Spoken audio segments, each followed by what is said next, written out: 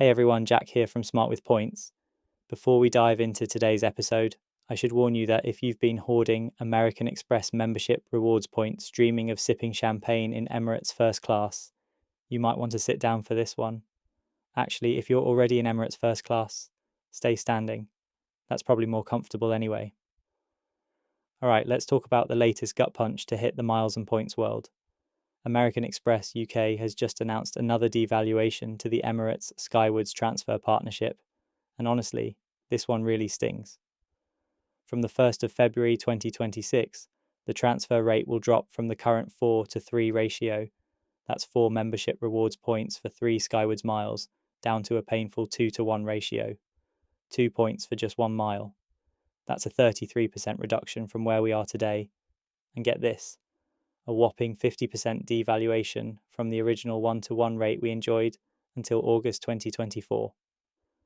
Let me put this into perspective with some real numbers, because that's when it really hits home.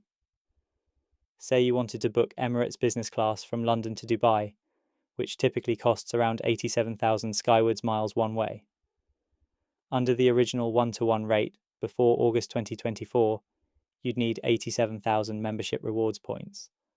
Under the current 4 to 3 rate, you need 116,000 points. But from February 2026, with the new 2 to 1 rate, you'll need 174,000 points. That's literally double what you'd have needed less than 2 years ago. And here's the kicker. When you factor in the eye-watering fuel surcharges, Emirates loads onto award tickets, often over £400 each way from the UK, the value proposition becomes seriously questionable. This isn't happening in isolation either. Emirates has been systematically making their program less attractive throughout 2024 and 2025. Let me walk you through the timeline of pain. In August 2024, Amex UK moved from 1 to 1 to 4 to 3. Then in May 2025, Emirates restricted first-class awards to Skywards elite members only, meaning no more first-class bookings for blue members. In September 2025, US Amex moved from 1 to 1 to 5 to 4. October 2025 saw Chase US remove Emirates as a transfer partner entirely.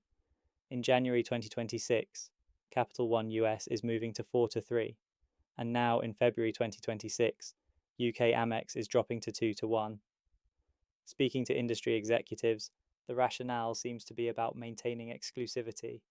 Emirates wants their premium cabins filled with genuine frequent flyers and those who engage directly with Skywards, rather than points collectors who transfer in miles for a one-off redemption and never fly Emirates again.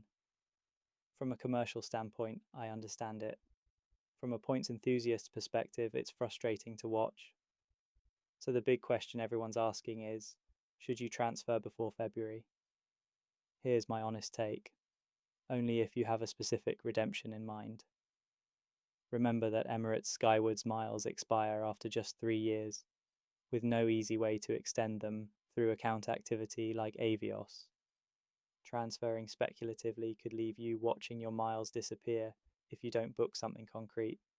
If you do have a trip planned and can find award availability, which is increasingly rare in premium cabins, then yes, transferring at the current 4 to 3 rate makes sense.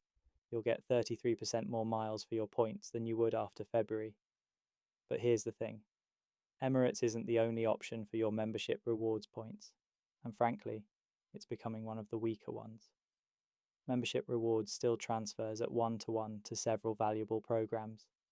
If you're holding an Amex Gold or Platinum card, these are where I'd focus. First up, Avios. That includes British Airways, Qatar Airways, Iberia, Aer Lingus, and Vueling. Still 1 to 1. This remains the most versatile option for UK travellers, with access to multiple carriers and decent award pricing to most destinations. Plus, Avios don't expire as long as you have some account activity every 36 months. Then there's Virgin Atlantic Flying Club, still 1 to 1. Excellent for transatlantic travel, Delta partnerships, and they've been steadily improving their award availability. Cathay Pacific Asia Miles is another one. Still 1 to 1. One of the best programs for premium cabin awards to Asia and Australasia. And don't overlook Etihad Guest, still 1-to-1, often overlooked, but they can have reasonable redemption rates and partner with plenty of airlines. If you're specifically trying to reach Dubai or the Middle East, consider that British Airways and Qatar Airways both fly to Dubai, and you can redeem Avios at much lower surcharges than Emirates charges. Alongside this devaluation news, Amex has quietly introduced a new way to use your membership rewards points, statement credits.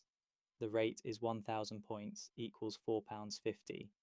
That values each point at just 0.45 pence, which is pretty poor compared to transferring to airline partners, where you can typically achieve 0.8 to 1.5 pence per point with good redemptions. The minimum redemption is 200 points against eligible transactions. I'd only recommend using this option for small leftover balances, or if you genuinely have no travel plans.